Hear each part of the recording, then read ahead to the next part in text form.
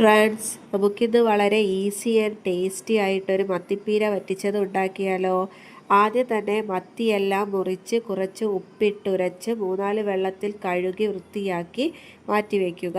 ഇനി അരപ്പിനായി കുറച്ച് തേങ്ങ, ഒരു ചെറിയ കഷ്ണം ഇഞ്ചി, 3-4 ചുള വെളുത്തുള്ളി, 2 പച്ചമുളക്, ഉള്ളി എന്നിവ ചേർത്ത് ക്രഷ് ചെയ്തെടുക്കുക.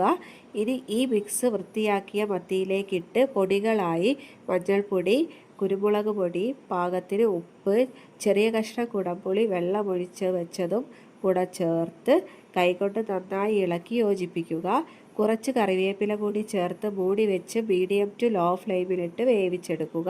ഇടയ്ക്ക് തുറന്ന് നോക്കി ഇളക്കി കൊടുക്കുക. നമ്മുടെ സൂപ്പർ മത്തിപ്പീര വറ്റിച്ചത് ഇതാ ഇവിടെ റെഡിയായി.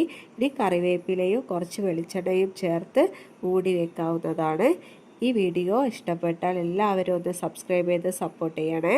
Thanks for watching. ബൈ.